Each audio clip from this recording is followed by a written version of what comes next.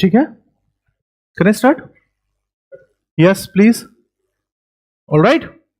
So we were discussing DPSP, which is covered under Part 4 of our Constitution and consists of article ranging from 36 to 51. Yes or no? Right? And I think in the last class we had discussed that what DPSPs have been added to this chapter by amendments.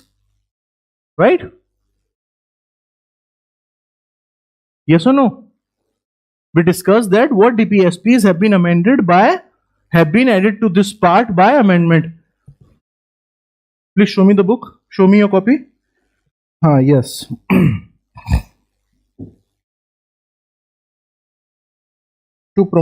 The last amendment in DPSP was 97th.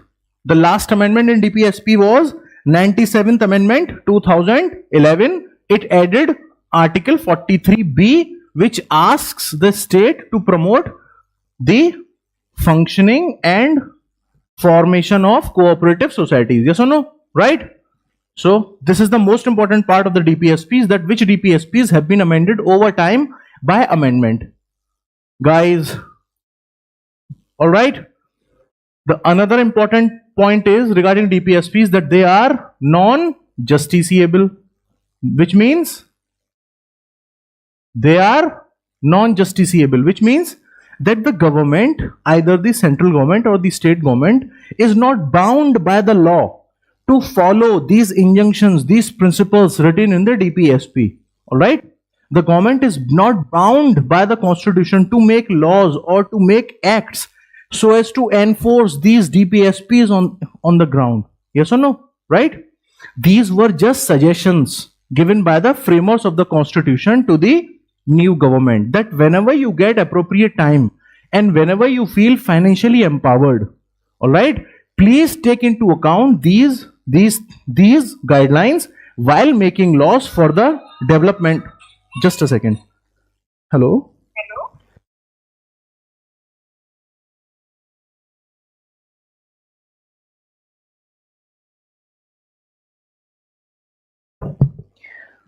But so, for example, there is one DPSP under Article 40. Okay. The DPSP under Article 40, it says creation of village panchayats.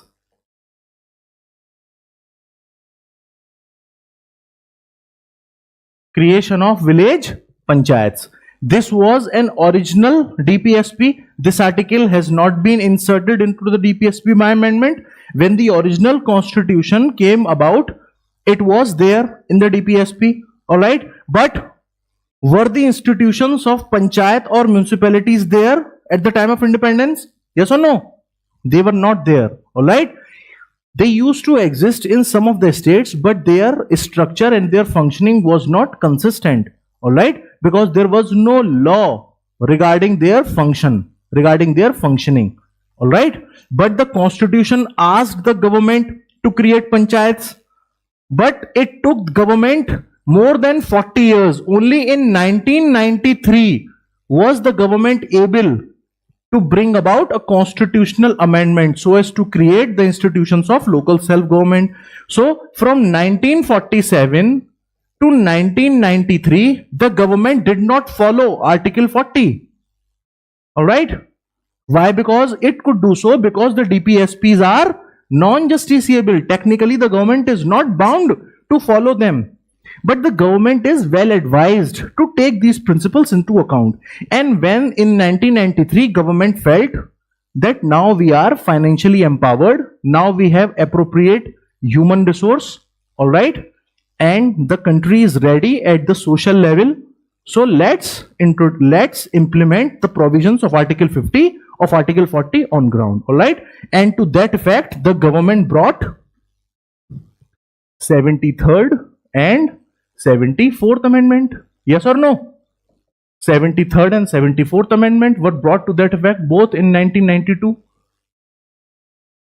73rd Amendment established the institutions of panchayats, and 74th Amendment established the institutions of municipalities. All right. Now it is the duty of every state to establish the institutions of panchayat and municipalities in its respective villages and cities. Yes or no? All right. Now it is constitutionally mandated. Now it is not on the discretion of the state government to have the institution of panchayat or municipality. Now they are constitutionally bound to create these institutions. All right. Before, prior to 1992, they were at their discretion. The government could do them or the government could not do them. All right. The government was not technically bound because DPSPs happen to be non-justiciable. On the other hand, fundamental rights are justiciable. All right. Fundamental rights are justiciable. They must be alive 24/7. All right. The government cannot pass any law or any policy, or they cannot pass any guideline as such that takes away, that violates any or all the fundamental rights of any of the citizens. All right. The government is bound to follow fundamental rights. The government is not bound to follow DPSPs, but it does not mean the government would ignore them, ignore the DPSPs forever. When the government feels that it is financially empowered, that it is manpower, that it is empowered manpower wise, and the society is ready, the country is ready, so the government can pass appropriate laws to implement the directions given under DPSPs. Yes or no? All right, clear guys, the back. All right, girls, clear guys. Okay, let's discuss a few more important DPSPs. All right. So one was your Article 40, very important. Now other important DPSP is Article 44. It asks for Uniform Civil Code, UCC. You must have been hearing many heated political debates about this issue for past 2-3 years. Uniform Civil Code. All right. It says the country should have one law for every citizens. Okay? For all citizens, there should be one law. It cannot be like that certain section of population is having its own personal laws and certain section of people are having their own personal laws. It cannot be like that. It cannot run like that. But so far, no law has been passed to implement Article 44 on ground. Right? But the government can pass such a law in parliament so as to make Article 44 compulsory in the entire nation. Getting my point? It is directed by the DPSPs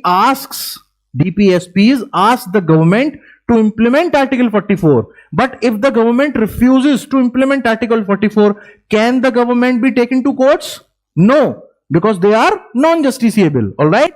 But that does not mean that government should ignore Article 44 forever, or the government would take it as an excuse that we will not do anything and nobody can do any harm to us because they are non-justiciable. This attitude won't work. All right.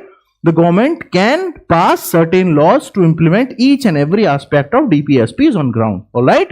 But till then the government does not do it, nobody can challenge the government in courts. Simple as that. All clear? Any doubts? No? So Article 44 asks for Uniform Civil Code. Okay? Article 45. Article 45 was amended by 86th Amendment. 86th Amendment 2002. Now what did 86th Amendment 2002 did? It is related to education. All right. 86th Amendment introduced one fundamental duty. Yes or no? We have completed the chapter of fundamental duty. No. What was the duty number 11? That every guardian or every parent shall provide his or her ward or child adequate educational opportunities, the age between 6 to 14 years. Yes or no? Right? Elementary education. So this was the Article 45 used to be a DPSP before, but now it is a fundamental right under Article 21A. We'll discuss it later. So what 86th Amendment did? It made the right to education a fundamental right. Before it was only a DPSP. Alright, the government was supposed to do it. It was not bound to do it.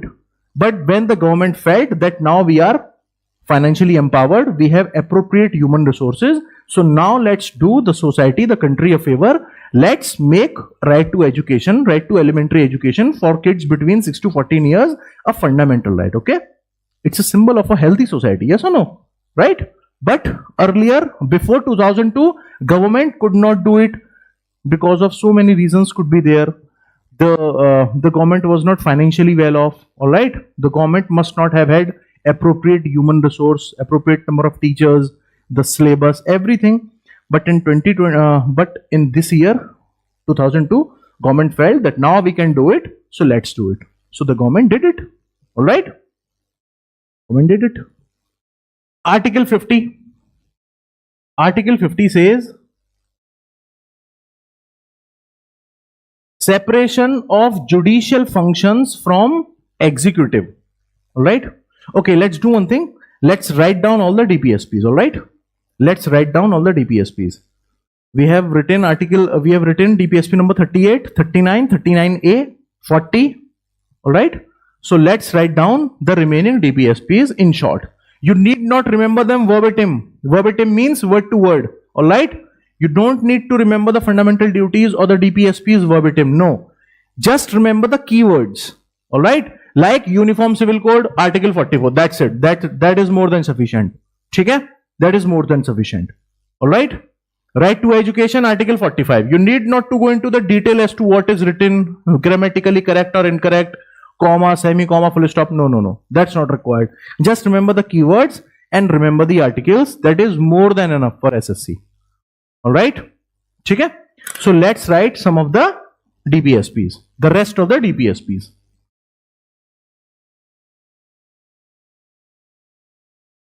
So just tell me, we are done with, we have covered articles 38, 39,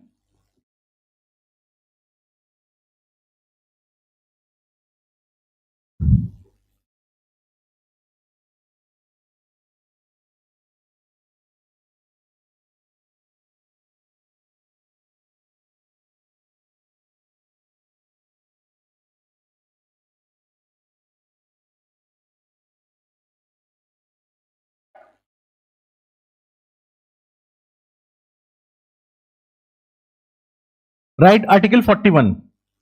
Article 41. Article 41. Right next to it.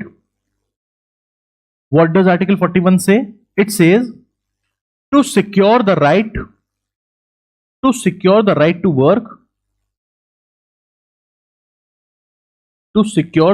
work, comma, to education, comma, and to public assistance,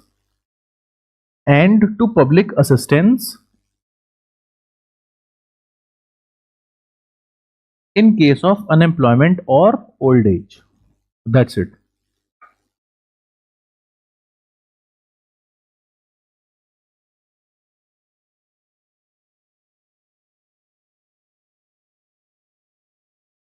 Article 42. Article 42. Just and humane conditions of work. Just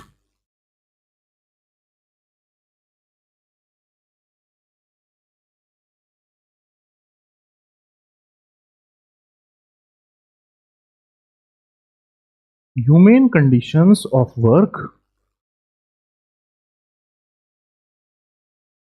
and maternity relief.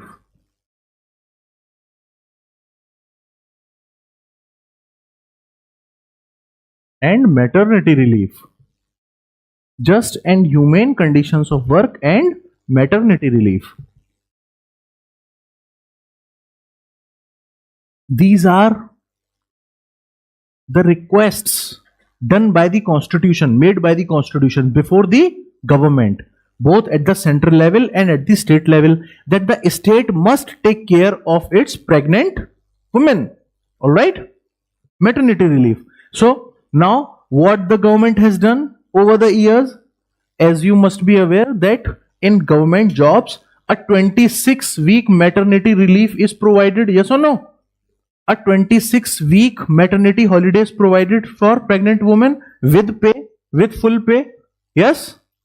Earlier it was 16 weeks, then it was increased to 18, then to 22, and now the government has increased it to 26. All right? But did the government do it at the starting of the independence? No. The government was not financially well off. All right? The government did not have that adequate support staff, or the human manpower was not there. All right? But as the nation progressed, as we achieved new heights in terms of economy, in terms of social welfare, in terms of increased quantity and quality of human resource, the government passed laws to implement Article 42 regarding maternity relief. So earlier it was 16 weeks and now it is increased to 26 weeks. All right? But there's a catch. It is applicable to only 2 live births. All right? Female employees, it is allowed only up to 2 live births. All right? It's not like that every year you can go like this and claim 26-week holiday. It's not like this, okay? It's only allowed for 2 live births. 26-week holiday. All right?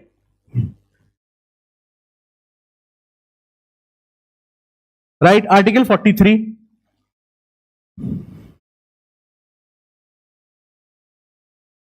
To secure a living wage, WAGE, to secure a living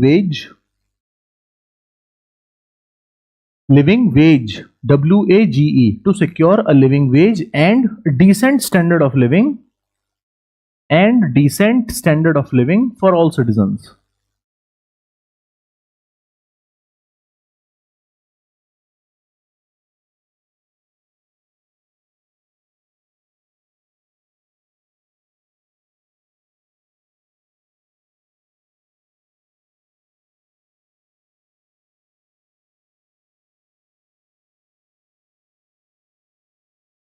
Right? Article 46. We have covered Article 43A, and 44, 45, right? 46. What was 43A? Tell me. What was 43A? Yes, participation of workers in the management of factories. All right. Article 46. To promote the educational and economic interests of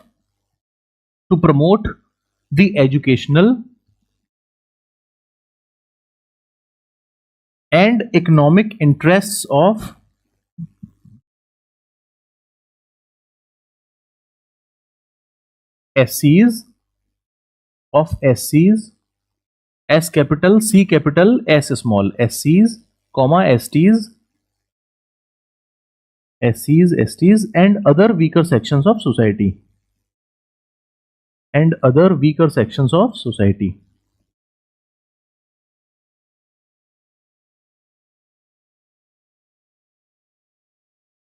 Article 47.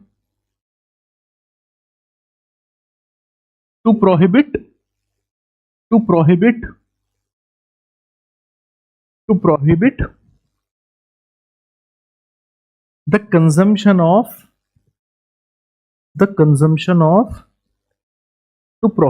the consumption of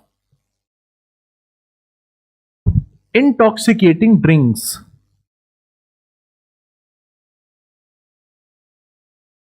To prohibit the consumption of intoxicating drinks. All right. For example, like milk, water, no alcohol. All right. Right. 48. To prohibit the slaughter of cows.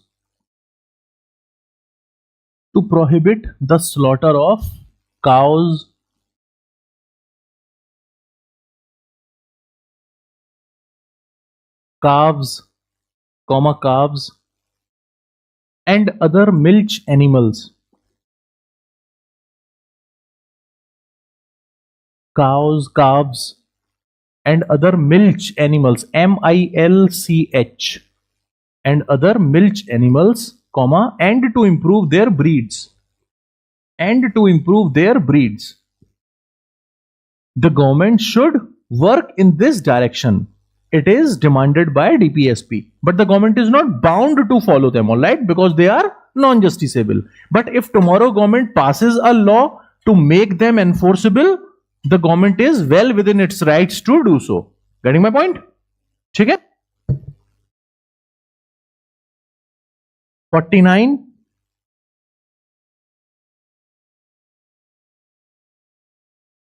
Article 49. To protect monuments. To protect monuments.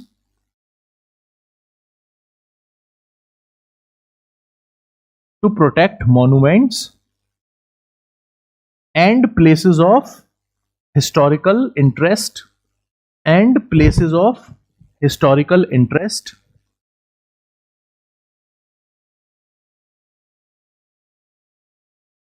which are of national importance.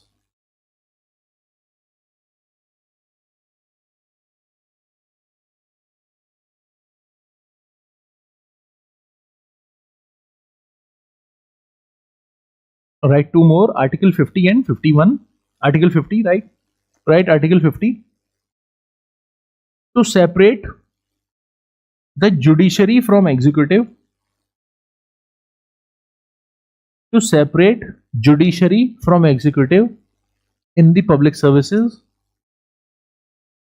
To separate judiciary from the executive in public services.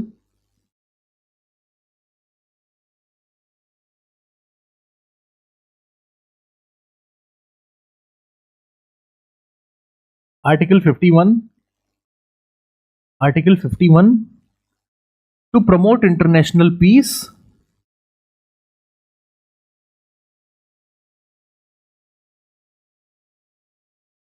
To promote international peace and have honorable relations between nations. And have honorable relations between nations.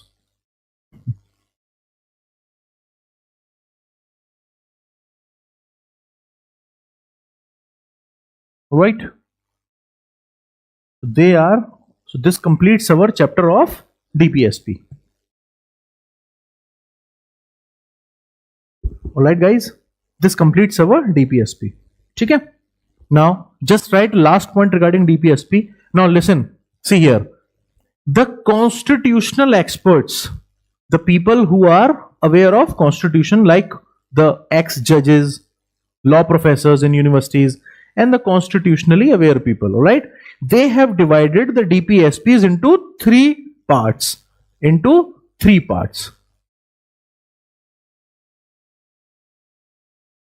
Gandhian principles,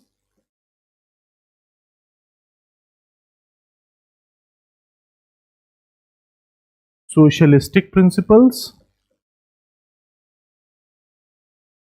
and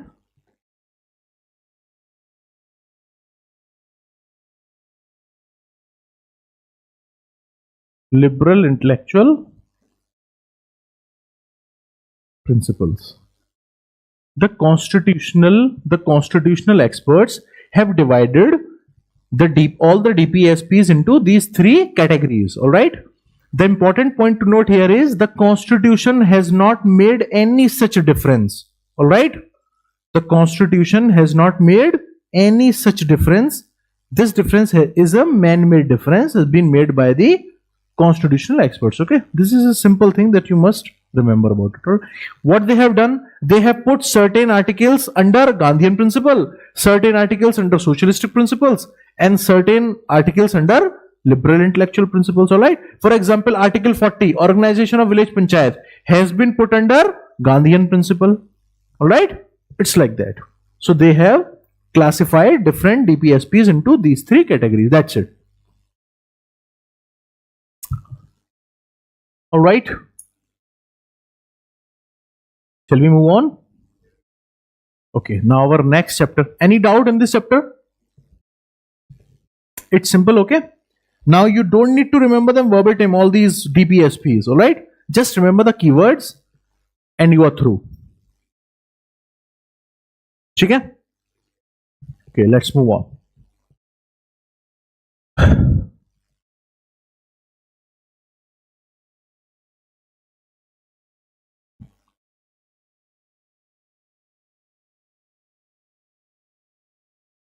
Fundamental rights.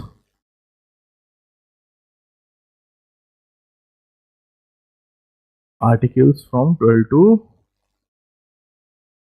35. Next chapter is fundamental rights. It is enlisted under part 3rd of Constitution and contains articles ranging from 12 to 35. And this happens to be the most important part in the entire Constitution, as said by Dr. Ambedkar himself. Okay? This is the most important part in the entire Constitution. How many parts are there in Constitution? Yes. Without going back, without looking back, tell me. How many parts are there? Tell me. There are 26 parts. Alright? 22 in writing, in numbering, and 26 in counting. Yes? Like part 4, and then there is part 4a. Part 14, then there is part 14a. Alright? Part 9, then there is part 9a, 9b, like that. Alright? So, out of all those 26 parts, which is the most important part?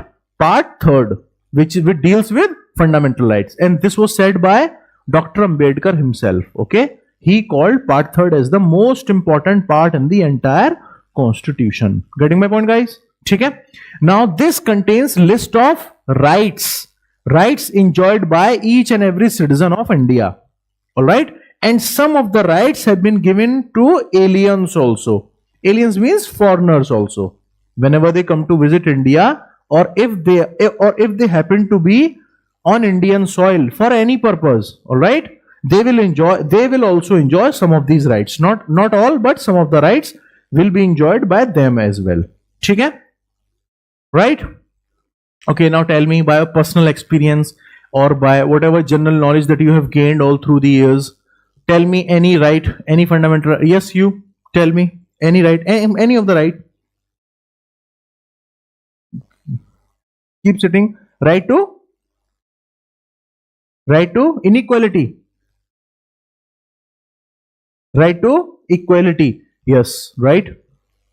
Right to equality before law. In the eyes of law, every citizen is equal. Very good. Yes, tell me.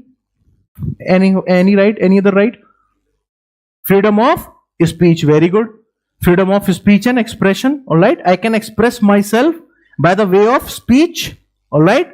Or else I could write something. That's also a part of expression. Yes or no? Or I could make a movie, or I could draw a cartoon. Yes or no? These are various forms of expressing oneself. Very good. Yes, tell me. Any other right? Yes, you. Tell me any other right. Keep sitting. Right to love marriage. Right to tell. Right to work. Right to vote. No, right to vote is not specifically a fundamental right.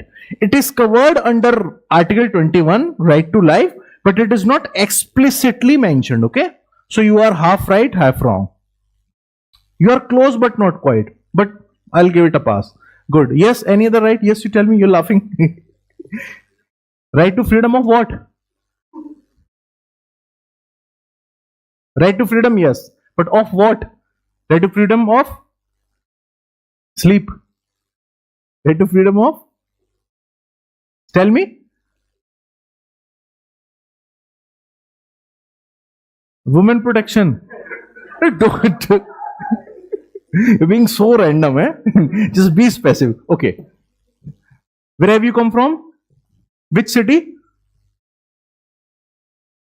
Okay. You came from there to Delhi. Alright? Did anyone stop you? No. If you were to go to Bangalore tomorrow, can anyone stop you? No. That means you enjoy right to freedom of movement. Yes or no? Right to freedom of movement, yes. Okay, girls, tell me. Yes, tell me. Any right? Any of the rights, please. Right against exploitation. Very good. Articles 23 and 24. Very good. Yes, you tell me. Yes, you tell me. Right to education. Yes, very good. Now tell me, do is there anyone in this class who enjoys right to education? Is right to education a fundamental right? Yes. But is there anyone present in this class who enjoys right to education? No. Because right to education is only for, it is a right to elementary education, and it is only for kids ranging between aged between 6 to 14 years. All right. I hope everybody is above 14. Yes or no? So right to education, yes. But we don't enjoy that right, okay? We are well past 14 years. Yes, any other right? You in the back, please. Yes, any other right? Right to practice any religion. Very good. Well said. All right. So these are some of the rights which we shall discuss them in detail.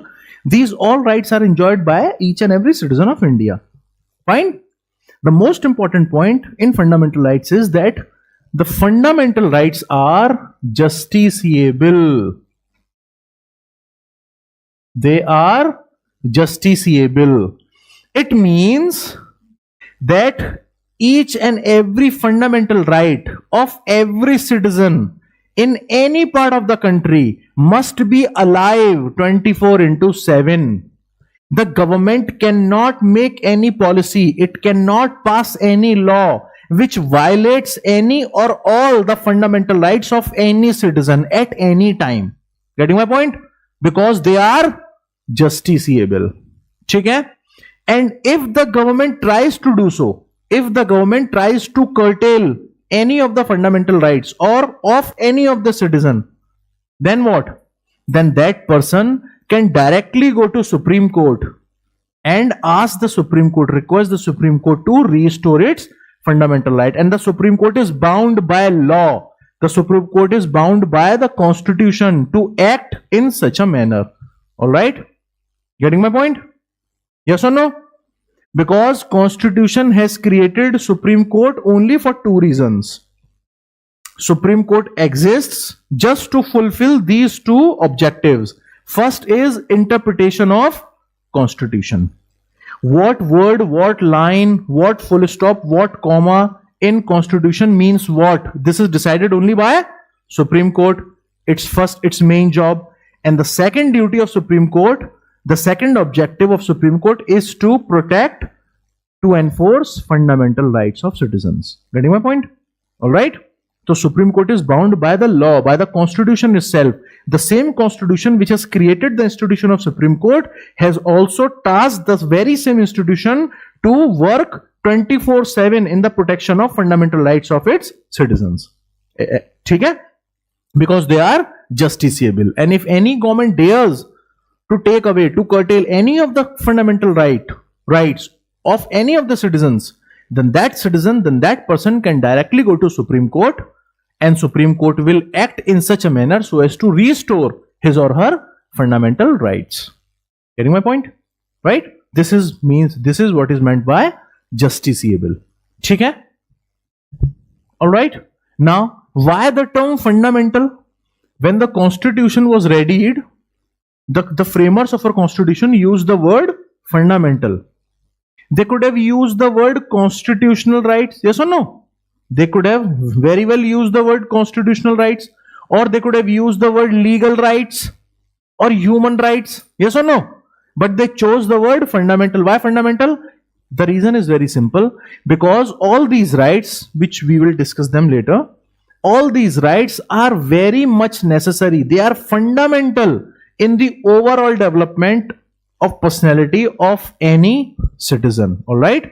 They care for your spiritual well-being, they care for your mental well-being, they care for your social well-being, they care for your physical well-being, they care for your economic well-being. All right? So the 360-degree development of any personality, of any person, is ensured by all these rights, which range from Article 12 to 35. Therefore, hence the word fundamental. Yes or no? ठीक है? Clear up to this point? Shall we move on? Okay. Now, original constitution. The original constitution. Our constitution was readied on which date? Please tell me. 26/11/1949. Yes or no? On this date, the Constitution of India was readied. On this date, there was a part third in Constitution which was known as Fundamental Rights. It contained articles from 12 to 35, and originally, fundamental rights carried 7 rights. Originally, how many rights were there? In part third, 7 rights. Let's write them down.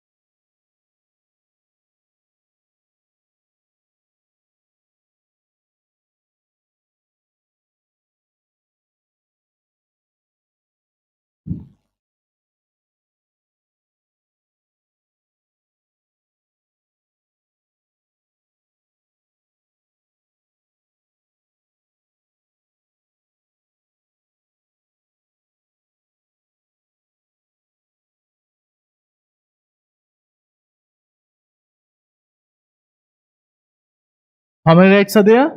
These are 7 fundamental rights. Right? They were there in the original constitution. Please write them down. Please make a note. Right to equality from 14 to 18. Right to freedom 19 to 22. Rights against exploitation. Right against exploitation 23 and 24. Just please don't mind the writing. Right to religion 25, 26, 27, 28. Cultural and educational rights 29 and 30. Right to property Article 31. And right to constitutional remedies Article 32.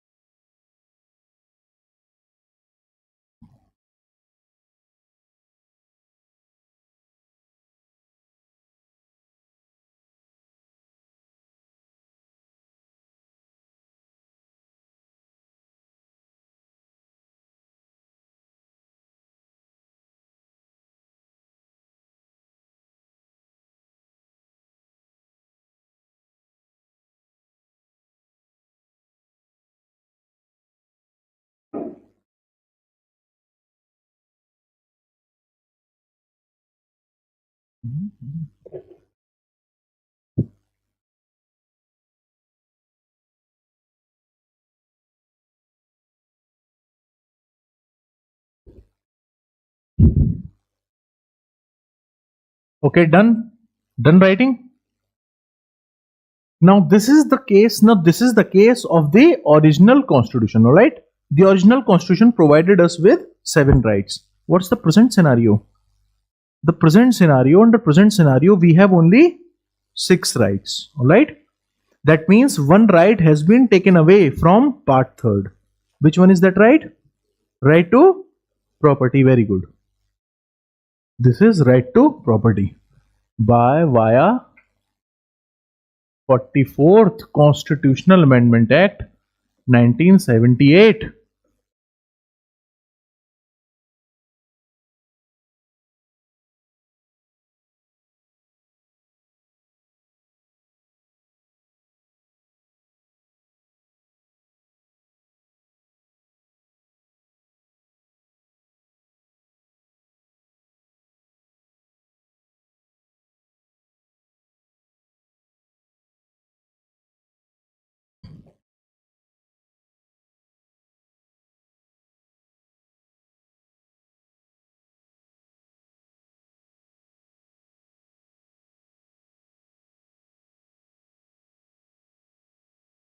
Via 44th Amendment 1978, the right to property has been taken out of part third and has been made a legal right under Article 300A. Please write it down. This is very important.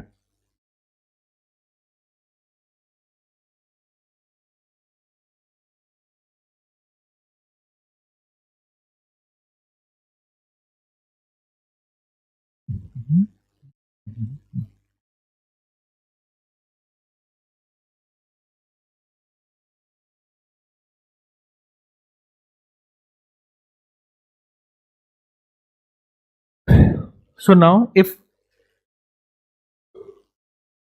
I ask you that is right to property is right to property is right to property there in constitution, yes or no? Yes. But is it a fundamental right? No. Right to property exists but only as a legal right, not as a fundamental right. Now what's the difference? What difference does it make if any right happens to be in part third or outside of part third? The difference is that when right to property was a fundamental right, all right, it was protected both from Article 31 was protected from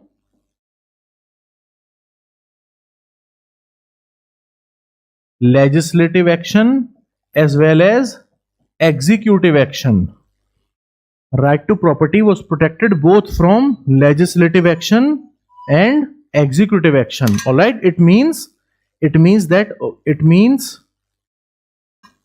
okay, I'll tell you what it means. Let's say the year is 1970. All right, the year is 1970. All right, and the government wishes to make a 6-lane highway from Delhi to Bombay. All right, and I have 100 acres land which is lying in between that highway. All right, the government approaches me and asks me to surrender my land. I refuse. I say no, that I will not give my land for any purpose. If you want to build highway, stadium, university, whatever, it's none of my business. I will not give away 1 inch of my land. All right, the government offers me money according to the circle rate. I refuse. The government offers me twice the rate. I still refuse. Now you tell me, what options does the government have to take that land away from me? Tell me. What else can government do? Apart from that, apart from killing me, what else can government do to take that land away from me? Tell me. Yes. Think about it. Then tell me. Yes, tell me in the back. What do you think the government can do? It can do nothing. All right, it can do nothing. At most, what can the government do? At most, the government can pass the law in parliament or in state legislature. Yes or no? At most, the government can pass the law either in parliament or in state legislature, and then government can approach me holding that piece of paper. Now see, this is the law. We have passed a law. We have made an act. We have now, this is a nationwide law or India law that you have to surrender your land to me, and you can take your remuneration.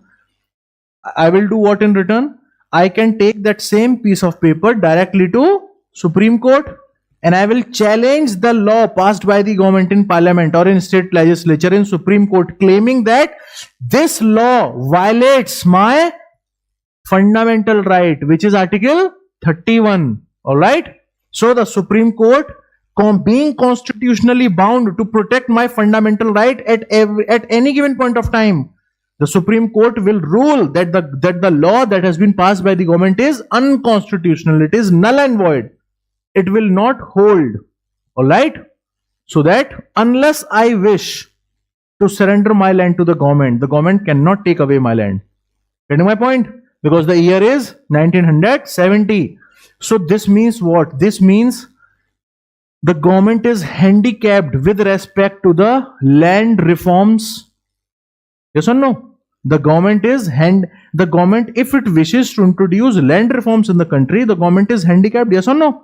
Because then every landlord or every property holder will directly can go to High Court or Supreme Court and claim that this law, that the government is taking my land willingly because I don't want to give my land. The government is taking it by force by making this law or whatever. The court will always rule in my favor, all right? Because it is my fundamental right. And the government is suffering from extreme pressure from the society, from the legacy of our freedom movement, in which government promised that in free India, no person will die of hunger, no person would sleep hungry, all right? And also to bring about social justice, they needed to make land reforms, to introduce land reforms. Yes or no? And also to provide 24/7 access to food safety. So all these things require land reforms, and land reforms require readjustment of land, passing of different sort of laws in every state. Getting my point? Not only to bring about agricultural security in the country, food security in the country, but also to bring about social justice, so as to give those people ownership over those lands who have been cultivating those lands for past 50 or 100 years, but they have no ownership rights over that land. Yes or no? Right? So also to impart some sort of justice in the society, the government needed land reforms, but every such law was opposed by the landholder, and that law was directly challenged into the courts, and courts always used to take the side of the landholder because right to property used to be a fundamental right. Yes or no? So government did. So government in 1978, what government did? Government struck at the root of the problem. All right, and they removed right to property from the fundamental rights itself. All right, but they did not remove it altogether. Did not end this right. They just shifted this right from Part 3rd to 300A, from Article 31 to 300A. All right, now it is only protected from executive action. All right, that is, it means now the government can make appropriate laws with respect to the property held by any person. All right, and then the executive branch of the government can carry out that law, then carry out those provisions, and then you can take the land from any person or any organization by providing him or her or that company proper monetary benefits. Yes or no? Right? All clear? So this was done by which amendment? This is very important. This was done by 44th Constitutional Amendment Act of 1978. 44th Amendment introduced many things. It did many things. One of the things it did was remove right to property from fundamental rights. Clear? Guys, any doubt? Nothing? All right. So now let's discuss these rights in a bit of detail. All right. So let's start with Article 12 first of all. All right, shall we move on? So the present condition is, in present constitution, how many rights are there? Only 6 rights are there. All right, presently only 6 rights are there. Originally used to be 7, now only 6. This was repealed by 44th Amendment 1978. So far so good. Let's move on. Article 12.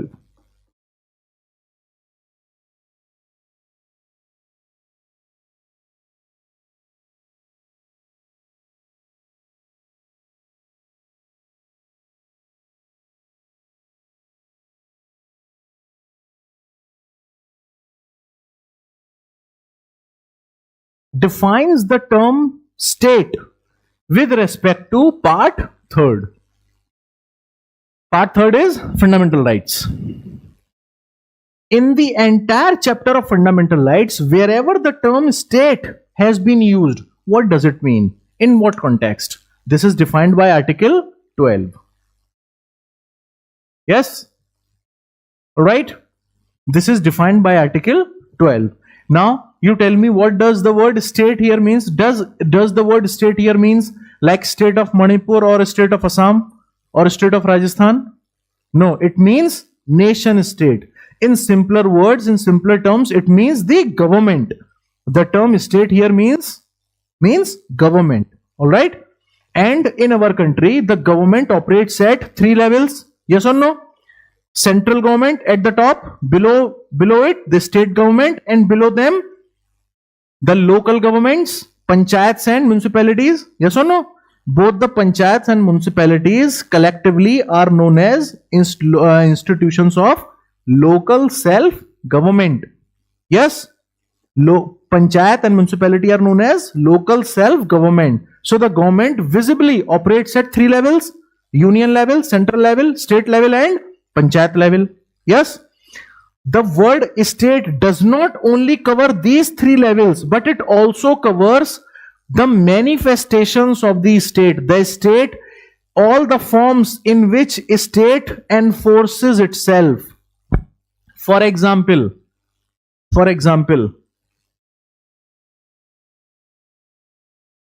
post office. Post office is what? It is extension of the state. It is the symbol of government. All right. Police station. It also comes under the definition of state. All right. That MCD vehicle which comes at our comes at our homes to collect the garbage, it also is manifestation of state. It is government in motion. All right. Getting my point? Government schools, they also come under definition of state. State Bank of India comes under definition of state. NTPC, ONGC, Oil and Natural Gas Corporation. All right, getting my point?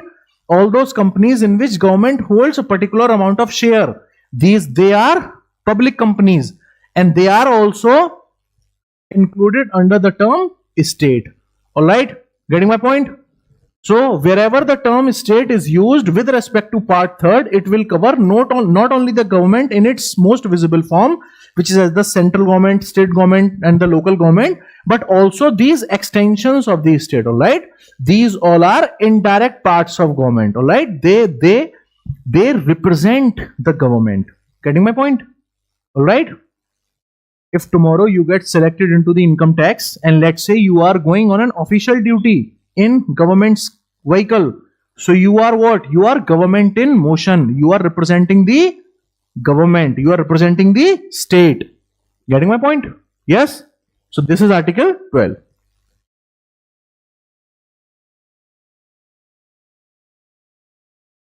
Article 13. It says,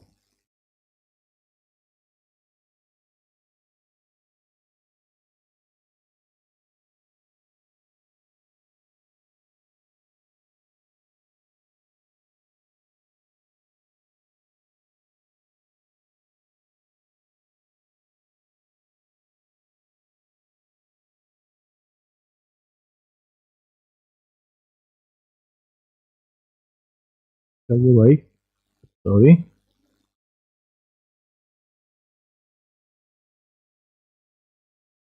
I don't know what happened. Okay, never mind. Article 13.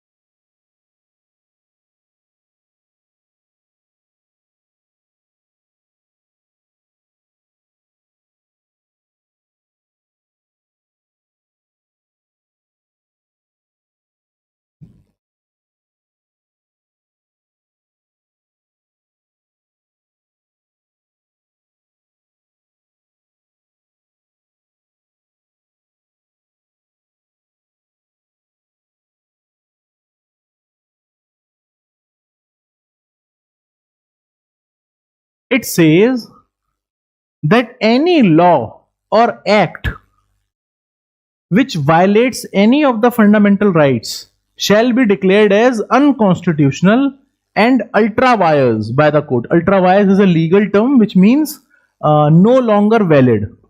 Right? It means no longer valid. It means it does not apply. Right? It does not exist. It indirectly provides for judicial review.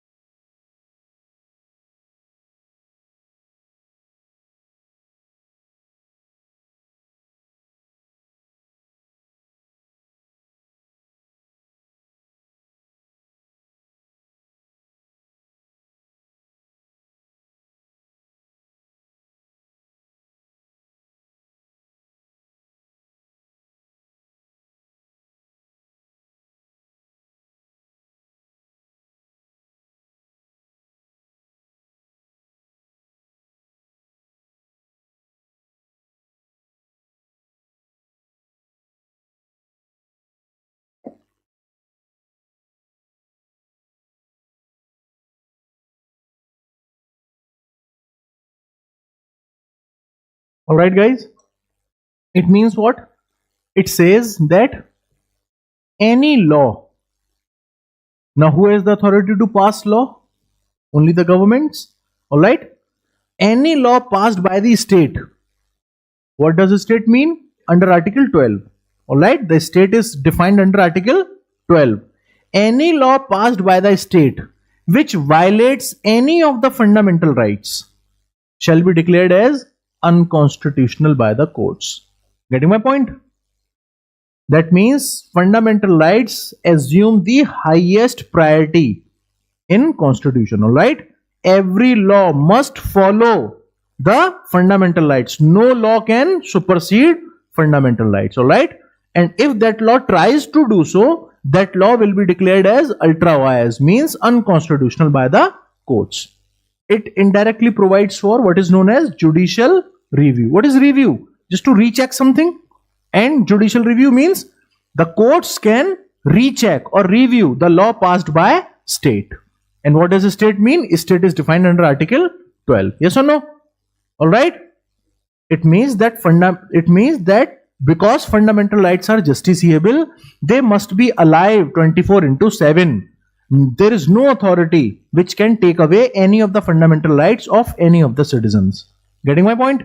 Except there is one exception, except when there is national emergency under operation. All right? When the president has declared national emergency, that is a different case altogether. In that, fundamental rights go under a tremendous change. Okay? When we will come to the chapter emergency, we will discuss them. All right? Just for now, just under normal circumstances, fundamental rights reign supreme. Okay? No law can violate or clash with fundamental rights. And if that situation comes, whenever that situation comes, the courts will declare that law as unconstitutional. All right, ultra bias. Clear hai? Getting my point? Any doubts? Nothing? Should move on. Now let's discuss those rights. Article 14. Equality before law and equal protection of laws.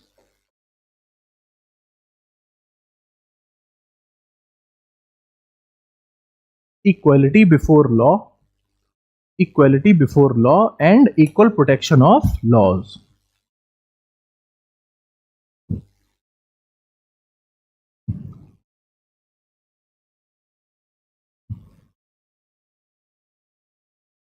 It means every citizen of India is equal in the eyes of law. All right? The law will not discriminate. All right? The law will not discriminate. Everybody is equal in the eyes of law. Now you tell me, are there any exceptions to it? The Constitution has given certain exceptions to it as well. But those exceptions have been given to constitutional posts, not individual personalities. For example, President of India. President of India is outside Article 14. Governors of the states, they are outside the scope of Article 14. This facility has been given to them so as to enable them to perform their constitutional duties without any trouble. Okay, without any headache. Getting my point? Yes. So you just need to remember equality before law, Article 14. That's it. All right. Just remember the keywords. Article 15.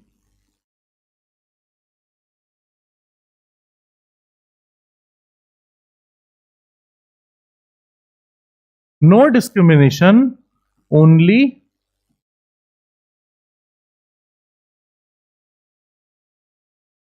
on the grounds of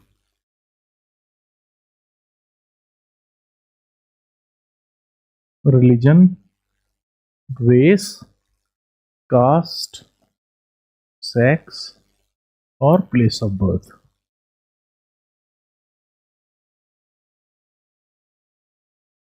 Religion, race, caste, sex, or place of birth. No discrimination, only on the grounds of these certain parameters.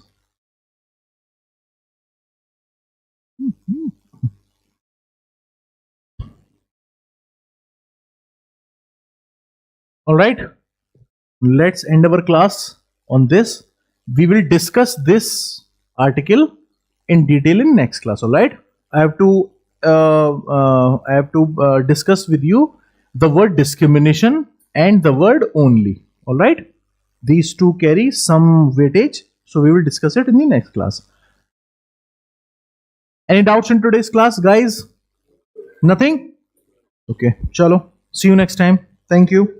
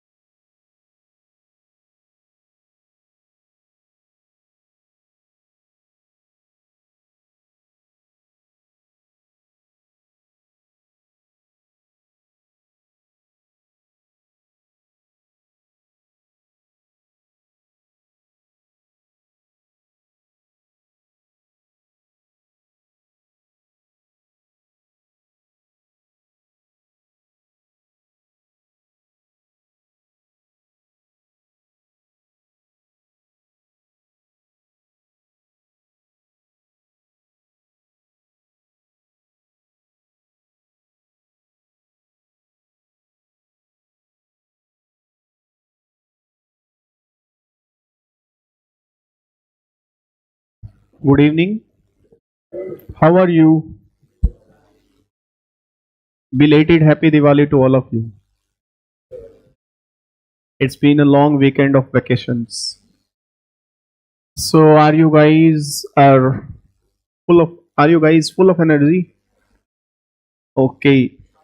Which topic we were covering? Discount? Okay, how many questions we did it? We did how many questions?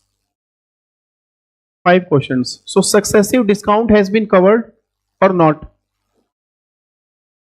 The questions on the price tag that buy 3 get 5 free, it has been done. It's done.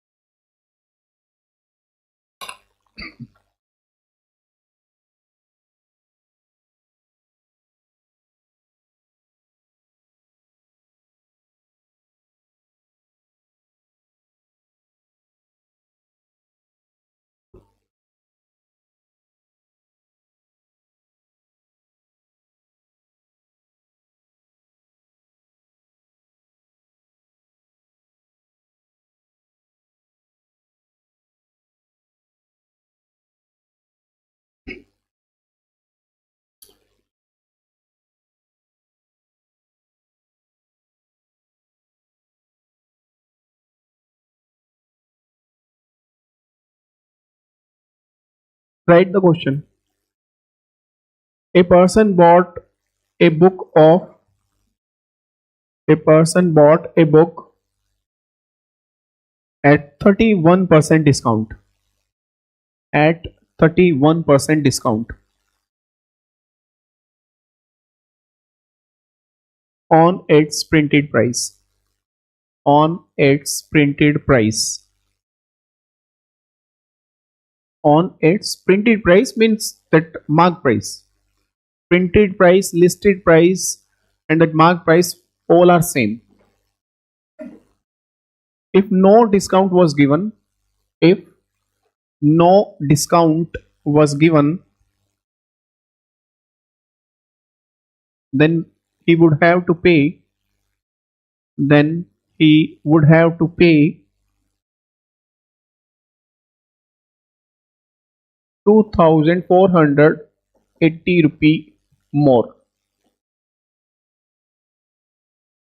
2480 rupee more. How much? How much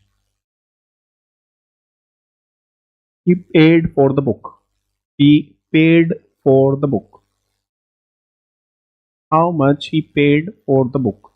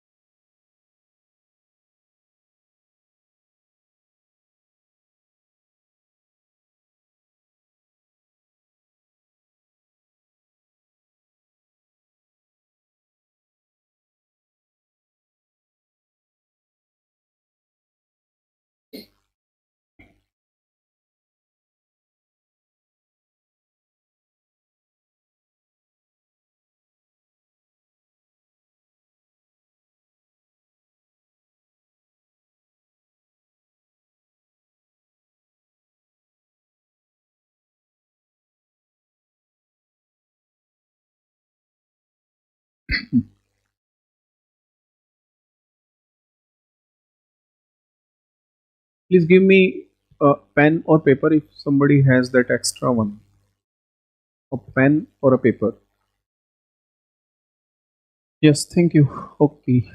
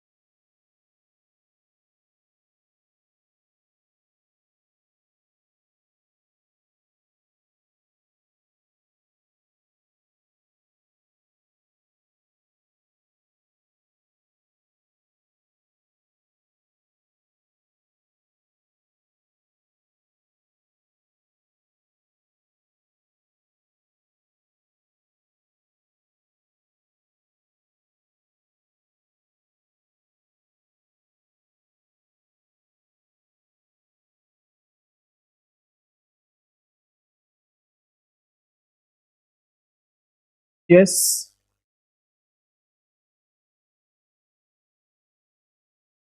Give me the answer.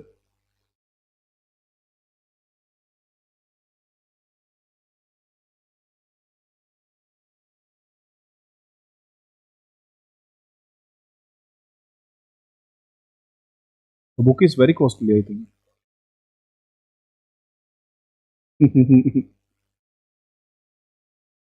Okay, let's approach the question first of all. Please look at the board. First of all, just try to understand one thing in this question. This question is really simple. This question is totally based on the concept of that percentage. How? A dealer, read the question. A dealer allows a person bought a book at 31% discount on its printed price. If no discount was given, then he would have to pay 2480 rupee extra. Okay, it is very clear that if no discount was given, then there will be an extra burden of 2480 rupees or not. Just because of that 31% discount, this price was waived off, isn't it? So I can say that this is the discount only. This is the discount only in the term of money, and in the term of percentage, it was what? 31 percentage. Just because of this 31 percentage, he has saved how much rupee? 2480. If he does not get the discount, he has to pay 2480 rupee extra.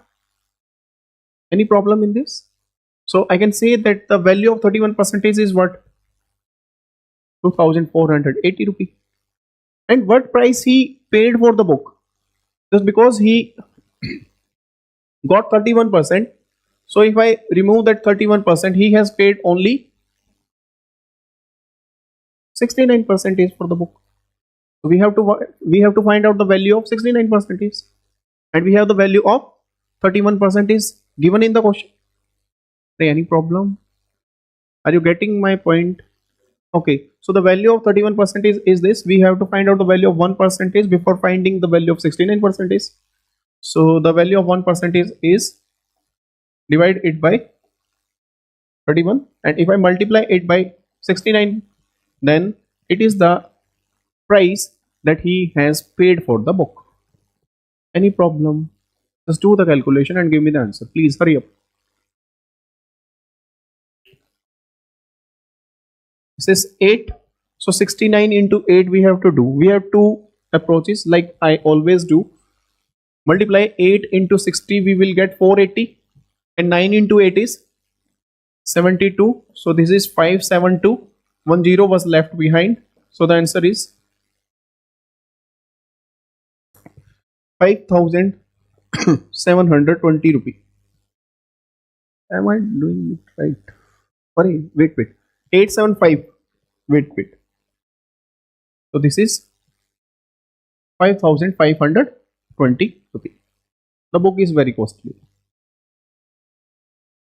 Maybe some of the or the book based on wars, historical book. Please write the solution of this question, then we will move to the next one.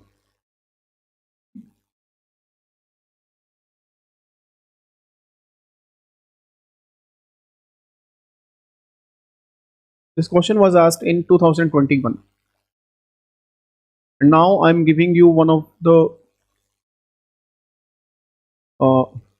the easiest questions, but that is very tricky. Write the question, please. Write the statement.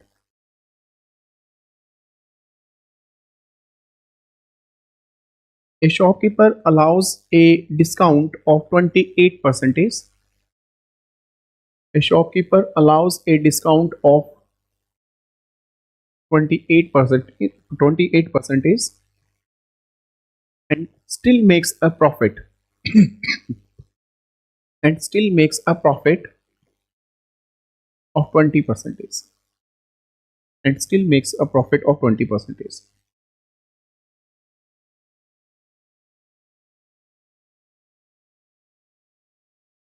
If if he gains if he gains 380 rupee, if he gains 380 rupee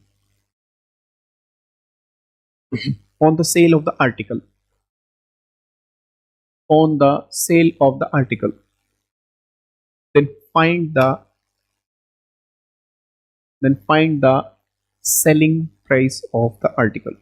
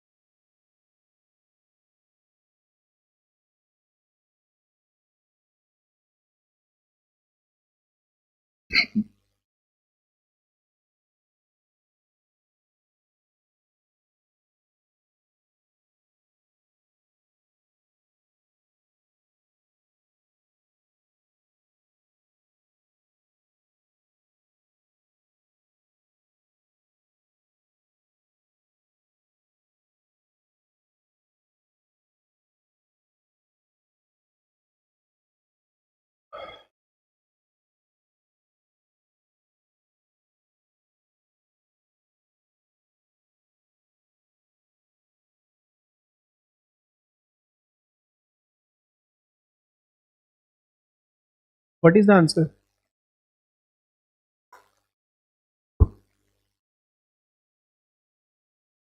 We can approach this question by 2 or 3 methods. Now you have to learn a very simple approach. Just take a deep breath and stay calm for some time. And this is one of the important one, because your questions that are based on that discount, almost 90 to 95% questions will be solved by this method. So this is one of the important ones. Look at the board, please. So this is the data given. We know it very well that discount is treated on mark price. Discount is treated on mark price. So I can write like D by MP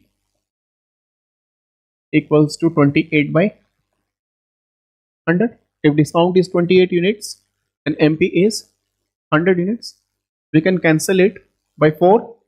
So this is 7 by 25. If I minus the discount from MP, what will I get? SP. What will I get? SP. Very good. So SP in this case will be what? 25 minus 7, that is 18. Any problem in this? So this is the first case. And from the discount we are getting SP in units. And we can get the SP in units after treating the profit or loss percentage also. Isn't it? Okay. P upon CP equals to, I'm writing it directly 1 by 5. 20% is 1 by 5. So SP in this case is what? 5 plus 1, 6. So SP is common or not? SP is common or not? So from here we can derive one very good result, that from discount percentage we can take the units of SP, and from profit or loss we can take the units of SP, and we can compare the units of SP after that. How? So SP is common, so SP must be in between of CP and MP. So how we can write CP, SP and MP? Let's treat first case. SP is 18 and MP is 25. Let's take second case. CP is what? 5, very good. SP, SP, 6. Right, CP under CP and SP under SP. Now you know how to balance it because it is the ratio. How to balance it? How? We have several methods and I'm telling you one of the simple one. This 18 must be here. Empty spaces must be filled by whom? The neighbors. Yes. So 18 and this is also empty. So 6 must be here. Then we have to cut the commons. So 6, 6 and this is 3. Okay. Now multiply if there is no common. But there are no commons now. 5 into 3. SP 18 and MP is 25. We can say if CP is 15 units, SP is 18 units and MP is 25 units. And the difference between CP and SP is what? Profit. Very good. Profit. The difference between SP and MP is what? Discount. Discount. And in this question he has given us what? Profit 3080 rupee. So according 3080 na? 380 no?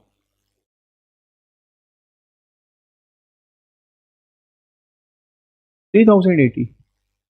It was written on the board also. And according to this data, what is the profit in units? 18 minus 15, that is 3 units. Very good. So profit is 3 units. So I can say the value of 3 units is what? 3080. So this is the value of 1 unit now. This is the value of 1 unit. And what we have to find out in the question?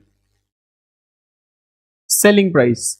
So for selling price, we have to multiply it by how many units? 18. Very good. We have to multiply it by 18. So multiply it by 18 and after multiplying it by 18, we will get what? Selling price. Cancel it out. 3, 6. So 8, 6 are 48 and 6 into 3 is 80. Put the 0 behind. So the answer is 18,480 rupees. That's it.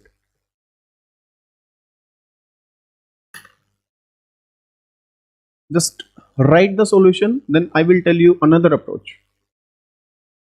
But this is important. 90% of your discount questions will be solved like this. So just try to go by approach.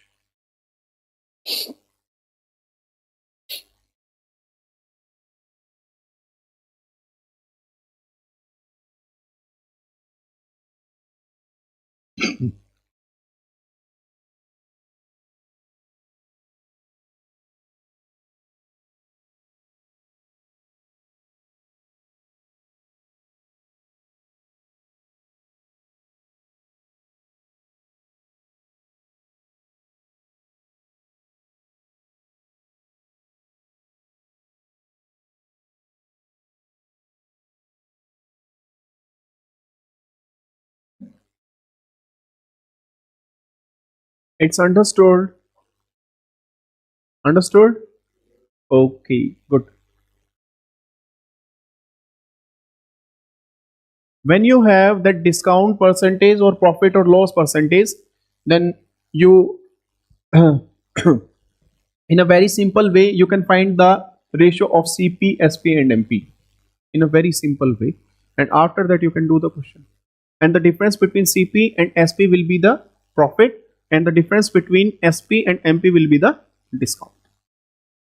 Any problem in this? Any problem? Okay, let's read the question again then. It's done. Okay.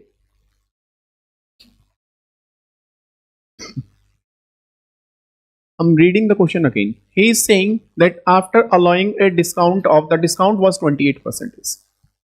The discount was 28%. And he is making a profit of 20%. He is making a profit of 20%. Okay. And the profit was 3080 rupee and we have to find out the selling price. This is the question or not? This is the question. Okay. See. Look at the board. Whatever was the discount percentage, it doesn't matter. Why? Because he is making money and he is making 20% as profit. He is making 20% as profit. It's very clear. Whatever was the discount percentage, because he is simply saying that after allowing 28% discount, he is making 20% is profit. This is very clear or not? And CP is always 100% in these type. So SP must be what? 100 plus 20, because he is making 20% is profit. So SP is 120%, and profit he is getting 20%, and profit is mentioned. So I can say this profit is 20% value. So I can say the value of 20% is 3080 rupee. Value of 1% is 3000 divided 80 divided by 20. And if we have to find out the selling price, then we have to multiply it by what? 120. Isn't it? This is the smartest approach. Multiply it by 120. 20 into at 6, and then you will get the same answer, that 48, 18 and 0. 18,480 rupee.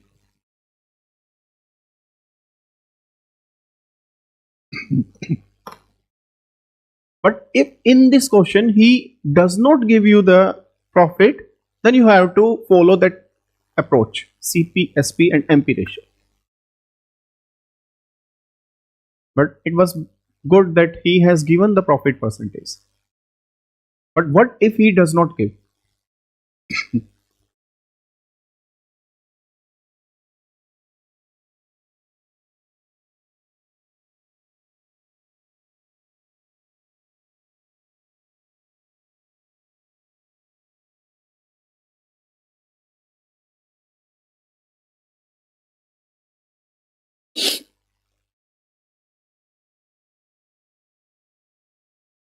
Got it? Okay, I am combining both the questions now. Like, we did one question on the statement in which we were finding the discount, buy 3 get 5 or something. Then we have done this type also. So let's combine this. And this question was asked in that 2021 or 22. It was one of the best questions they have made. Write the question, please.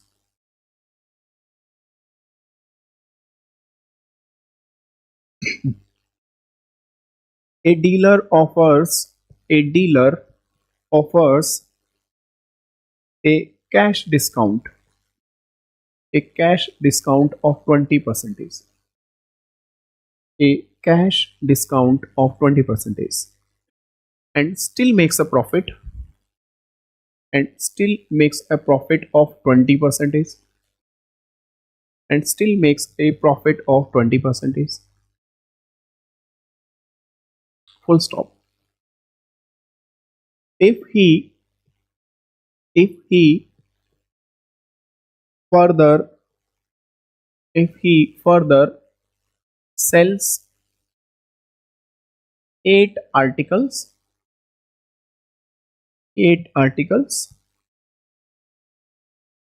at a rate of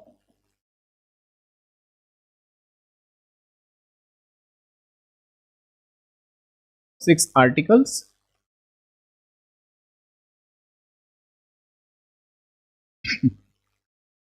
if he further sells 8 articles at a rate of 6 articles, comma, then how much percent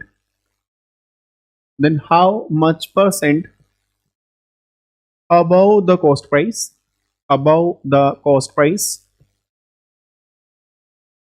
does he mark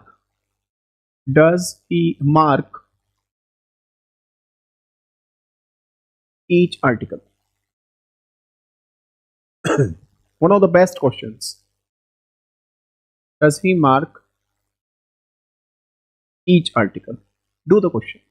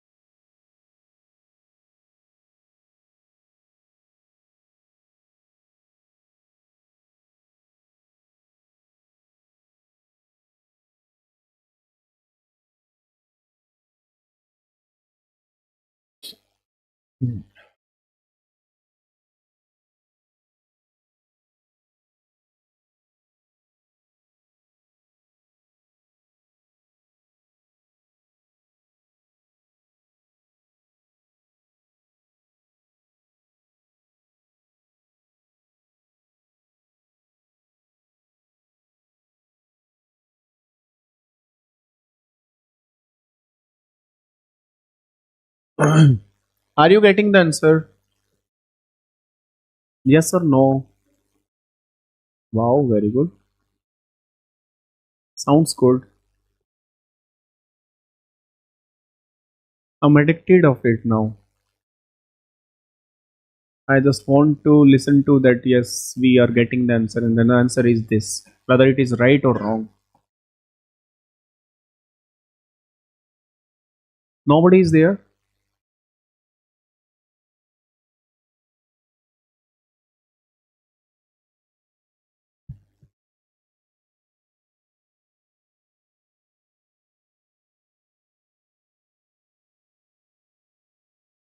This is the previous one. Oh, you are taking hint from that. Oh, good. Yes. There will be no extra marks of that neat and clean registers. It was in the schools only. Look at the board, please. First of all, these two we can tackle them very easily. That this is discount and this is profit percentage. From here, we can find out the ratio of CP, SP, and MP easily. But this line, this line sells sells 8 articles at a rate of 6 articles. This is also discount because we have done it and we started the discount from this one. This is also discount. So one discount is cash discount and another discount is in the form of the articles. Okay. So first of all, let's find out what discount percentage is present in this. So he is simply saying sells 8 articles at the rate of 6 articles. It means he is taking the cost, he is taking the price of 6 articles and he is giving 8 articles. How many articles are free? 2 articles on 8 articles. On 8 articles. So discount percentage is very simple. Free articles 2 on 8 and multiply it by 100. So this is 25%. So this is 25%. Any problem in this? Okay, now we have cash discount, article discount, and profit percentage. Okay, and we can take the ratio. Now we can take the ratio because every value is in the percentage, and we know it very well. From these all the values, we can take the ratio. How? Let's take the first one. The ratio will be CP, SP, and MP. Let's talk about the first case. This is discount. So I can write T upon MP. Fraction of 20% is, so SP in this case, 5 minus 1, 4. Done. Okay. Profit percentage. I can write that profit is P upon CP 1 by 5. SP in this case will be 5 plus 1, 6. Any problem? Let's come to this discount percentage. D upon MP, fraction of 25% is 1 by 4 and SP in this case is 4 minus 1, 3. Okay. Write the considered ratios under the values. Like first take this one, the first part. SP in this case is first one 4, MP is 5. Second case CP is 5 and SP is 6. Let's come to the last one. MP is 4 and SP is 3. These are the values. These are the values. And we know it very well how to fill the empty spaces. How to fill the empty spaces? How? It is very simple. What I have to write here? What I have to write here? 6. Very good. Neighbor will fill the position. Simple. What will be here? What will be here? Now we have to cut the commons. We have to cut the commons. Common are very simple. 4, 4 and 4. Okay. And 3, 3 and this is 2. 3 2s are 6. It means. Okay. Now CP is what? 5. SP is 6 and MP is 5 into 2. So the ratio of CP, SP, MP is 5 is to 6 is to 10. 5 is to 6 is to 10. Okay. And in this question, he is simply asking at what percentage above the cost price he has marked the article. So cost price is 5 unit, mark price is 10 unit, and he marked the difference. So the difference is 10 minus 5. We have to give the answer in percentage. So he marked 5 upon 5 into, so he marked the cost, he marked the mark price above the cost price 100% is above. So 100% is the answer. Please make a star on this question.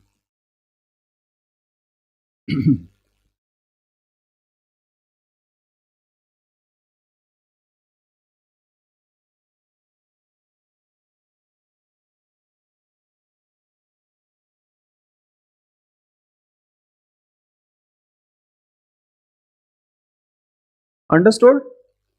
Any problem? Okay. Let's do one or two questions, then the chapter will be over.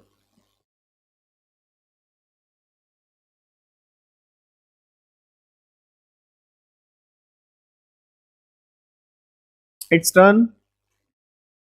Okay, then write the next question, please.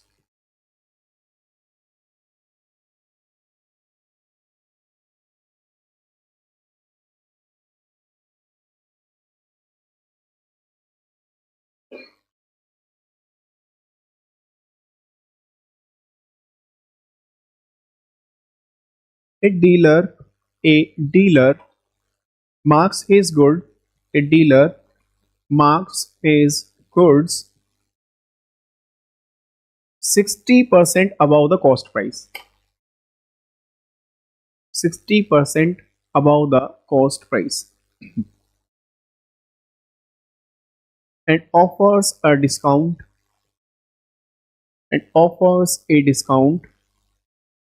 of 20%. Offers a discount of 20%. Full stop. If the cost price of the article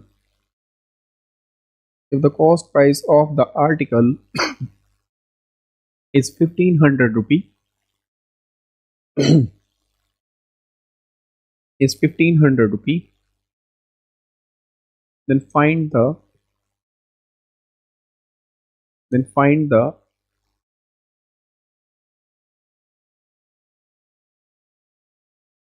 selling price of the article.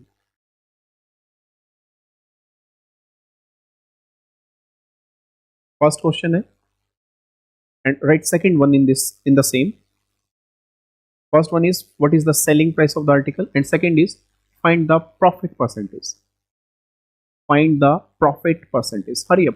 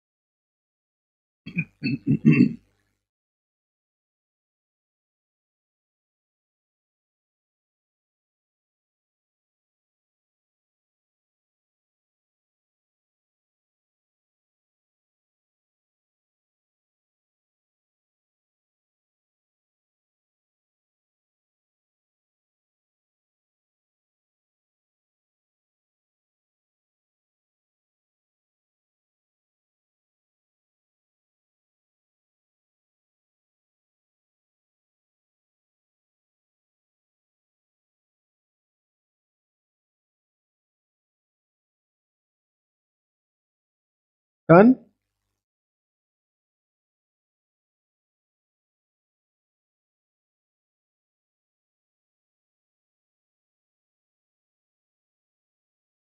Done? What is the answer? Very good. Very good. And what is profit percentage? Very good. Good. Look at the board, please, everyone.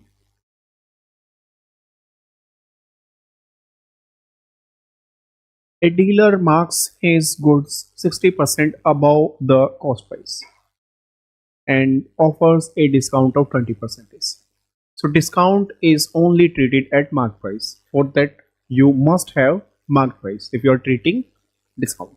Okay. And I told you when it comes to percentage CP, you can write it 100% if you want. Or if you're taking CP as 100 unit, then it is also okay. Then it is also okay. In these type of questions, you can let CP as 100 because every single value is in percentage. Just to avoid the fractions, we are taking CP as 100. Okay. So first of all, let CP as 100 units. And read the question now. A dealer marks his gold 60% above the cost price. It means mark price is what? 60% above the cost price. It means we can find 160% directly if you want, or you can find out the 60% of it and add that. What will be the 60% of 100?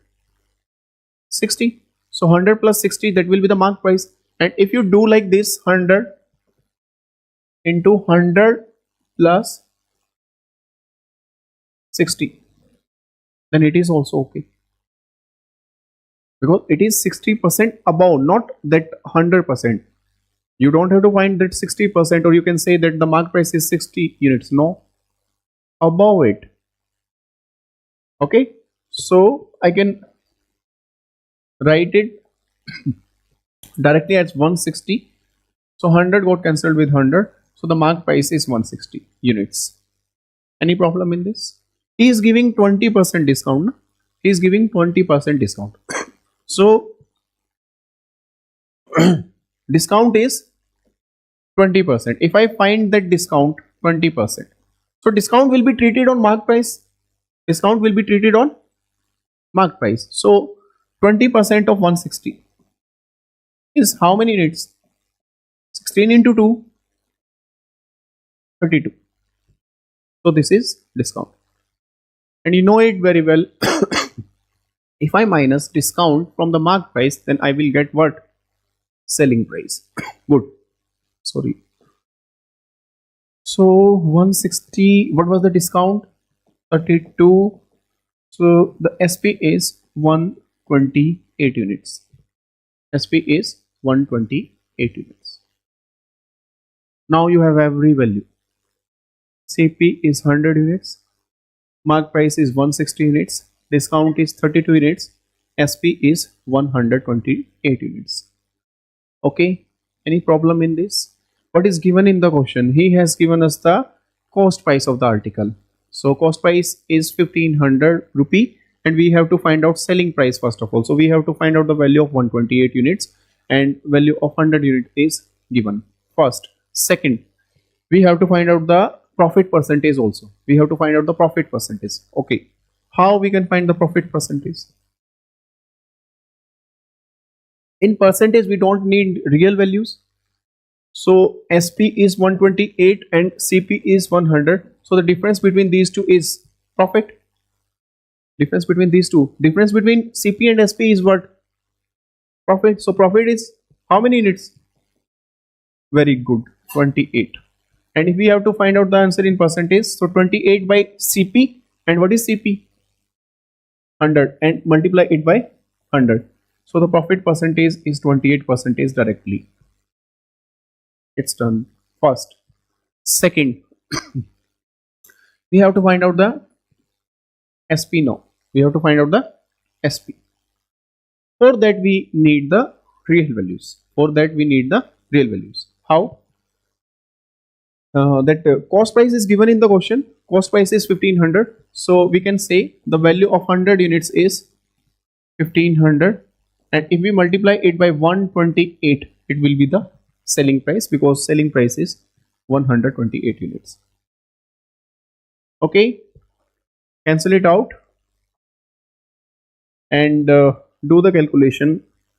It will be 1500 into, or it's better to multiply it by 28, I think. 15 into 28, 280, and 40, 420. It will be 1920. You can do the calculation by your way also. So the answer is 1920 rupee. 1920 rupee. This is the exact answer. Okay, let's do one more question based on this approach, and that will be the last one of this chapter. Okay, then we will start the new chapter. Write the question, please. And please write the solution of every question. And revise the questions. Make the notes. A trader marks his goods. A trader marks his goods 40% above the cost price. 40% above the cost price. And allows a discount.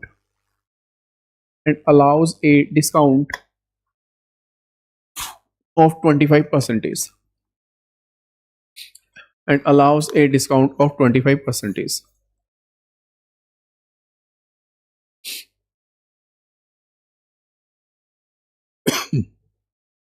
If the cost price of the article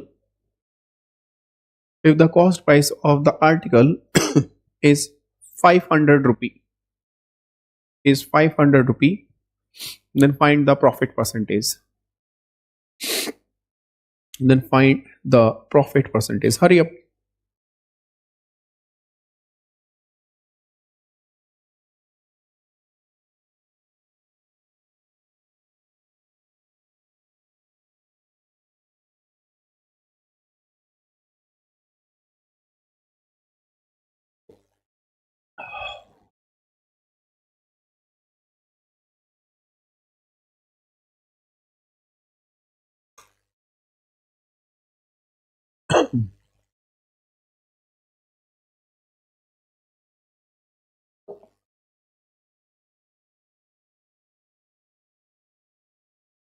Done. This is simpler one from the previous one because it does not have the calculation.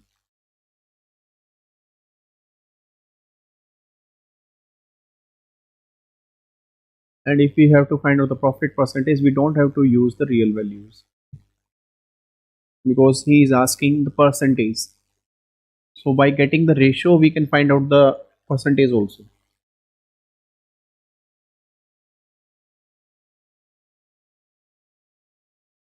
No, your 5% is right answer. Good. Very good. At least some of you are now giving the answer. 5% is good. But why are you doing that calculation? Avoid that calculation. There is no need. Look at the board, please.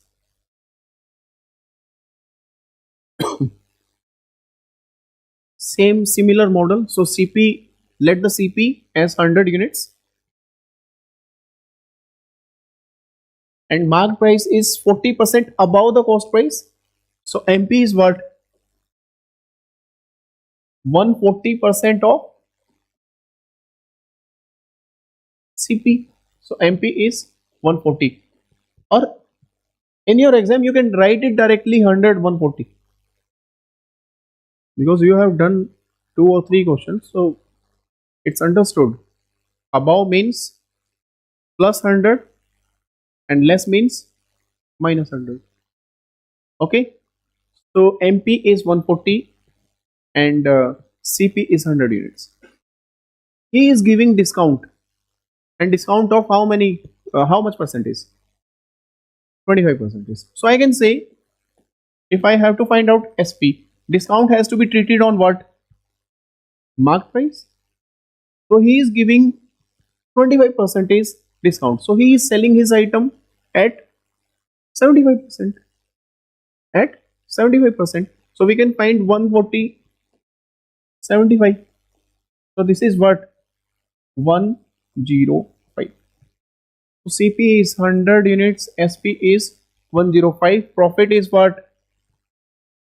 5 units. So we have to find out the profit percentage. It is 5%. If you want to do like this, he is getting 5 out of 100.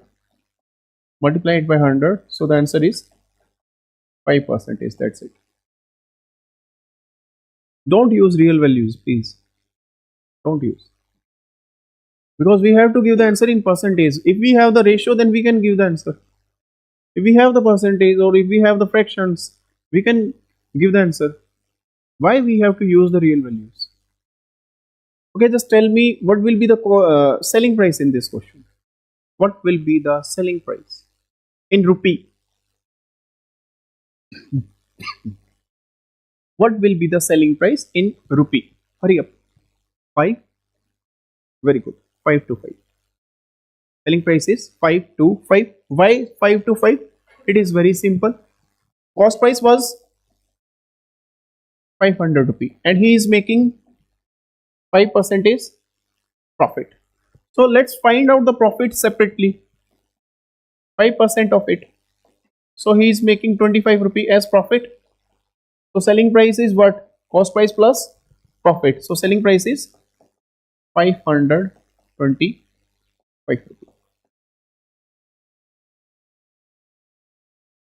525 rupee. That's it.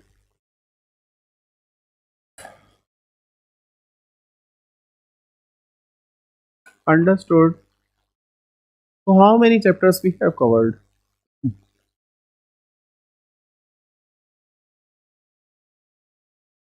Please name the chapters. Write the solution and name the chapters. First chapter was percentage, I think. Yes. Then ratio is done. Then P and L. Huh? So we have done 3. That's it. That's it. So the next chapter is mixture and allocation. Started with the new page, mixture and allocation. One of the best chapters and overhyped chapter and very boring kind of chapter and difficult one. Might be difficult. Let's start mixture and allocation.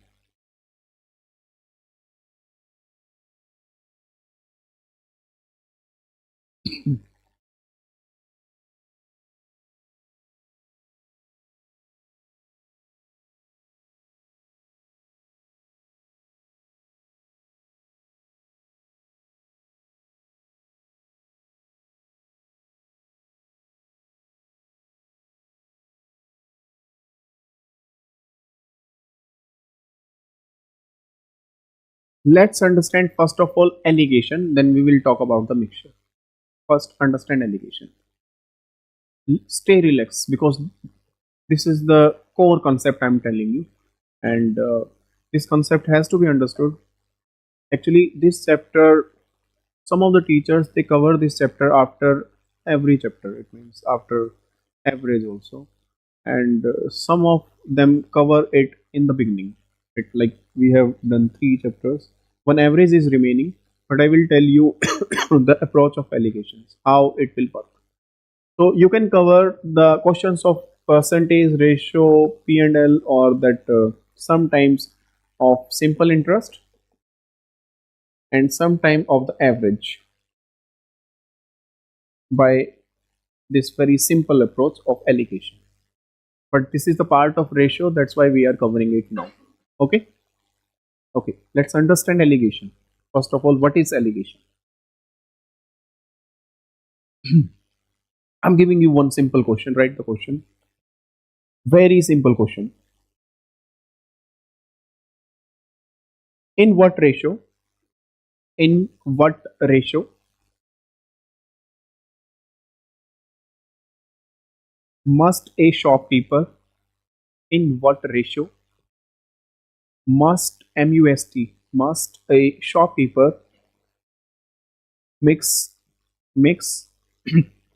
two types of rice, two types of rice of 60 rupee per kg,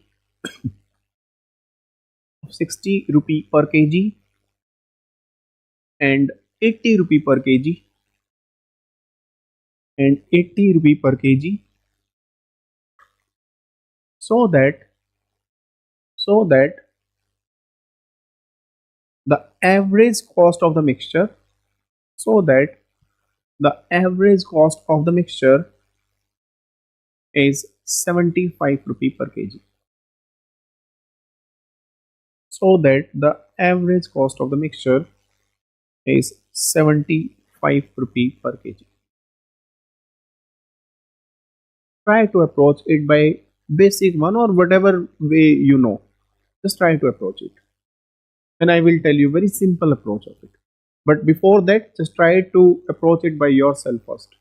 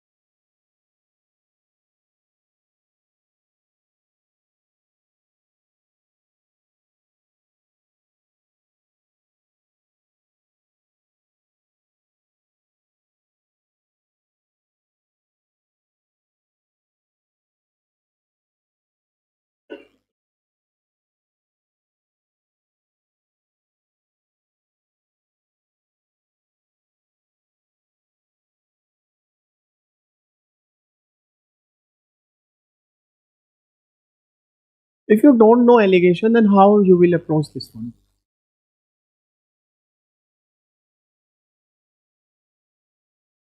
After that question, or I will tell you the approach of allegation, then you will be able to do the question. But what if you don't know? You will do the question by basics or not? Or you will leave the question? So you will leave the question in the exam because we don't know how to do or how to apply allegation. Let's leave it. Hmm? I'm asking you. You will leave.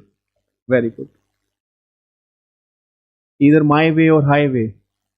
Okay. Look at the board first of all. He has two quality of rice. The first quality rice is of 60 rupee per kg and the second one is of 80 rupee per kg. Okay. So first one is of 60 rupee per kg and second one is of 80 rupee per kg, but we don't know the quantity. This is the per kg price, but we don't know the quantity, that whether it was 1 kg or 2 kg or 3 kg or 4 kg. We don't know the quantity. He mixed them and sold it for 75 rupee per kg. Okay, let's say the quantity for the first one was X So this is the cost price for the first one. So this is X kg. Okay. For second, it was Y. Okay. He then mixed all the quantities. Mixed. So it is mixed now. And he sold it out for 75 rupee per kg. So X was for first and Y for second. So this must be equal. And by the value of X and Y, we can find out the ratio. This is not allegation. This is basic. This is not allegation. But what if you don't know the allegation? Then you can do the question by making a simple equation. Isn't it? This is 60x for the first one, 80y for the second one. He then mixed it and sold it for 75 rupee per kg. And what is the quantity? X plus y. X for the first and y for the second. Any problem in this? No? Let's solve it. So this is 60x plus 80y equals to 75x plus 75y. Take the x terms together. 75 minus 60, that is 15x. 80 minus 75y, that is 5y. So cancel it out and take x and y terms together. So this is 1:3. So we can say if x was 1 unit, then y was 3 units. So the ratio is 1:3. Any problem? Please write the basic. Please write the basic. Then we will approach the allegation.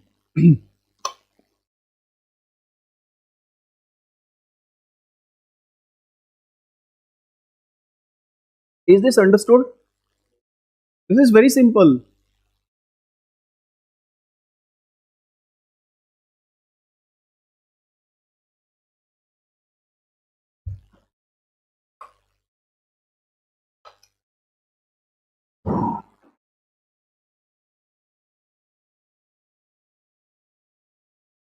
It's done. Let's start allegation.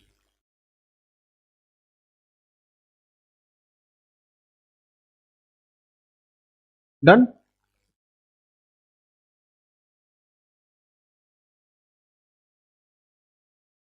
So this is quantity. Sorry. This is CP1. This is CP2. Here we must need the total cost price after mixing, or we can say average cost price, or we can say average cost price after mixing. So you can write it total cost price TCP, and allegation works crossways. So like this. So this is quantity 1 and this is quantity 2. This is the ratio. Put it in a box, please. I will make you understand how it works. CP1, CP2, in bracket there is total cost price. Quantity 1 is to quantity 2. So this is the ratio. Quantity 1 is to quantity 2 will be the ratio, because he is asking in what quantity they have mixed the mixture. Okay. Let's understand the question now in this term. CP1 is what? 60 rupees. So the cost price of the first article was, or the first quality rice, no? So it was 60. It was mixed with 80 rupee per kg, and after mixing the total cost price or the average cost price was what? 75. Let's take 75 here. Okay. How allegation works? So first of all, just understand 2 or 3 some basic things about allegation. This is the range 60 to 80. This is the range 60 to 80. The number here in between must be greater than 60 and lower than, or smallest than 80. Smallest than 80. Understood? Okay, I'm taking any number. Just tell me whether allegation can be applicable or not. In place of that 75, because 75 is in the range. 75 is in the range in between 60 to 80. Let's take another number. And now tell me whether allegation can be applicable or not. 59. 59. No, why? Because this number is less than 60. It is not in the range of 60 to 80. Understood? Okay. I'm giving you one more number. 80.1. Why? This number is greater than 80. So we cannot apply the allegation. Understood? So this is the range 60 to 80 and the number in between must be in the range. So it was given 75. So 75. Can allegation be applied? Yes, very good. Okay. Allegation works crossways. How? You have to take values like this. 80 minus 75. 5. Very good. And 75 minus 60. 15. Okay.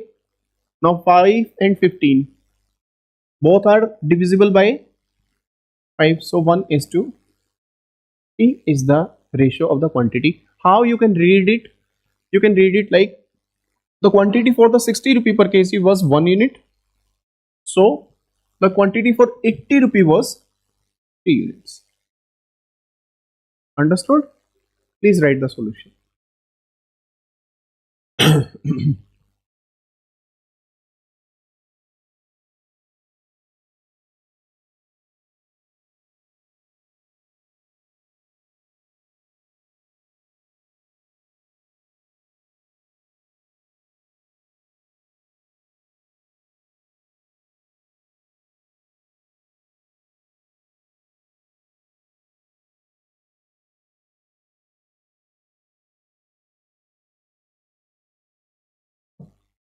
Understood? Any problem? Okay. So from this CP1, CP2, this is average cost price or total cost price, quantity 1 and quantity 2. How we can read it?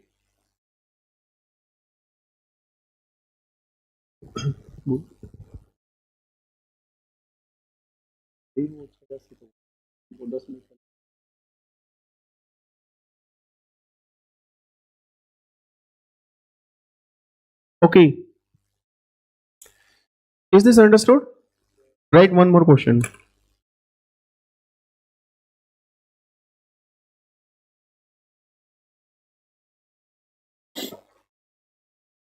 In a class of 40 students,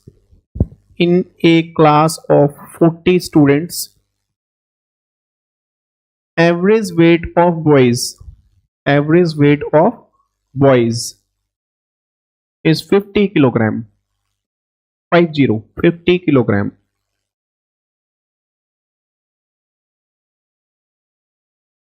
And of the girls is 30 kilogram. If the total average weight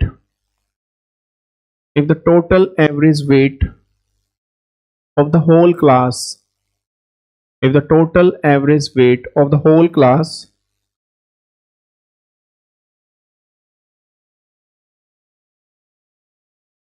is 35 kilogram,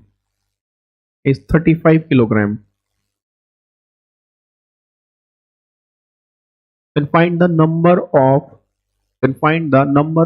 girls in the class.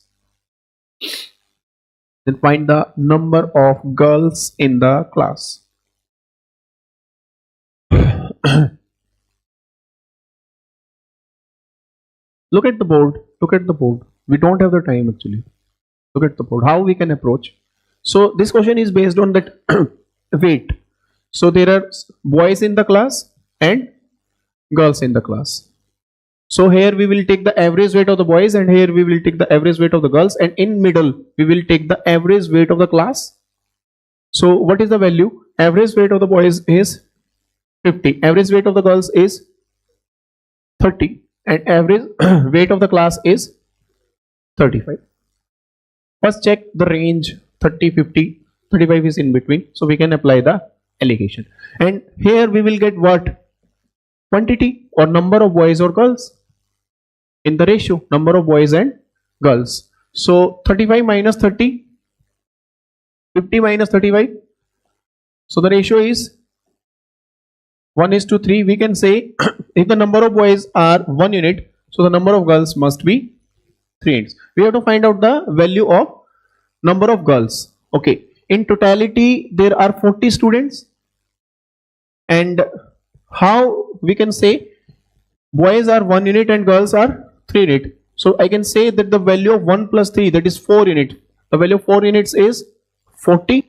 Of 4 girls, we can say that out of this 4, girls are 3. Girls are 3. And total number of students 40. So the answer is 30. So the number of girls in the class is 30. That's how allocation works. Got it? We will continue it in the next class. Okay, all the best.